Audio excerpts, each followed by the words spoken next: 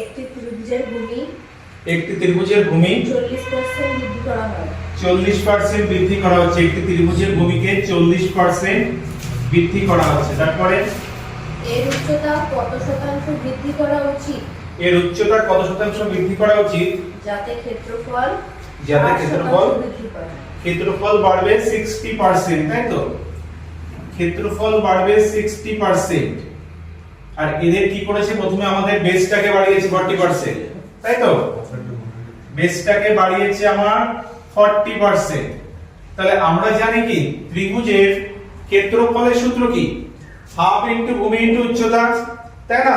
তার মানে দেখো হাফ, যদি আমি বলি ত্রিভুজের ক্ষেত্রফলের সূত্র, ত্রিভুজের ক্ষেত্রফল হাফ ইনটু ভূমি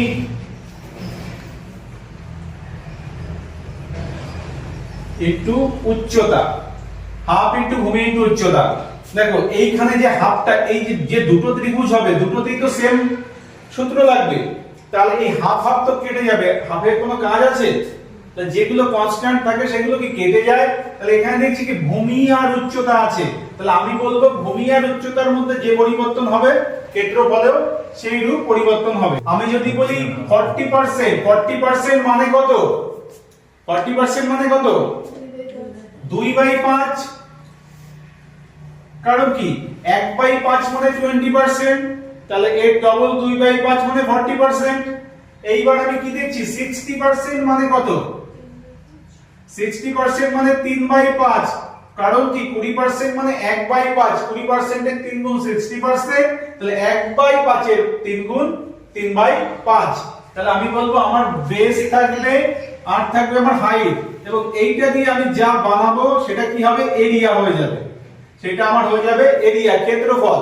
তাহলে দেখো আমার এখান থেকে 5 এর থেকে 2, 5 এর মধ্যে 2 বাড়িয়েছে, আমি বলবো যেখানে আছে প্রথমে যেটা আছে এটা আমার প্রথমে ছিল, আমার প্রথম ছিল 5 বেস, কিন্তু 5 এর থেকে বাড়িয়েছে 2, তার মানে আমার বেস হয়ে গেছে পরবর্তীতে গিয়ে 7 হয়ে গেছে। প্রথমে আমার বেস ছিল 5, সেটা পরবর্তীতে গিয়ে হয়ে গেছে আমার 7। এবার হাইটটাকে আমি কত বাড়াবো আমি জানি না, হাইটটাকে আমি কত বাড়াবো আমি জানি না, কিন্তু আমার এরিয়া বেড়ে যাবে। কোথা থেকে কোথায় হয়ে যাবে? এরিয়া বলছি আমার এরিয়া 5 এর থেকে 3 বেড়েছে, 5 এর থেকে 3 বেড়েছে, তাহলে যার থেকে বেড়েছে তাই হলো 5। যেটা বেড়েছে সেটা প্রথমে 5 এর থেকে 3 বেড়েছে, মানে আরো 3, 5 এর সাথে 3 যোগ হয়ে গেলে 8 হয়ে যাবে। বুঝতে পারছেন পর্যন্ত? আমরা এই অঙ্কটা রেশিও মেথডে করব, অন্য কোনো মেথডে করতে গেলে অনেকটা টাইম লেগে যাবে, যার জন্য রেশিও মেথডে করব।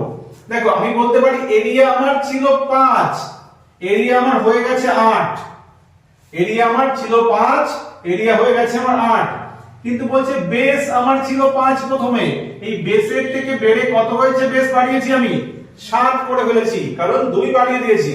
এবার বলছে হাইটে কি রূপ পরিবর্তন করব, হাইটে কি রূপ পরিবর্তন করব যাতে আমার বেসটা 5 এর থেকে বেড়ে আমার 8 হয়ে যায়। তাহলে এইখানে কি করব আমরা? দেখো আমরা এখান থেকে রেশিও মেথড যখন করব, এই যে 5টা থাকবে, এই 5টাকে প্রথমে আমরা উপরে বসিয়ে দেব, এবং এই যে 8টা আছে এই 8টাকে আমরা উপরে বসিয়ে দেব। এরা কি আছে? রেশিওতে আছে। এবং এই যে 7 আছে, এই 7টাকে আমি এই পাশে নিয়ে এসে গুণ করে দেব, এবং এই যে 5 আছে এই 5টাকে আমি এই পাশে এনে গুণ করে দেব। কত হচ্ছে? 5 5 কেটে গেলে দেখো 7:8 হয়ে যাচ্ছে। তাহলে এখানে যদি আমরা এটাকে রেশিও কেটে দিই, তাহলে বলতে পারি এর রেশিও হয়ে যাবে আমার 7:8, 7:8। আচ্ছা এই 7:8 মানে কি? আগে 7 ছিল, 7 এর থেকে আমার বেড়ে কত হয়েছে? 8 হয়েছে। তাহলে কার উপরে কে বেড়েছে? 7 এর থেকে 1 বেড়েছে, তাহলে 7 এর উপরে যদি 1 বাড়ে তাহলে পার্সেন্টেজে কত হবে? যদি এটা আমি পার্সেন্টেজে বের করতে চাই, তাহলে আমি ভাগ করে দিই, তাহলে আমাদের হয়ে যাবে 14.28%। ক্লিয়ার অঙ্ক? বোঝা গেছে? সহজ এটা।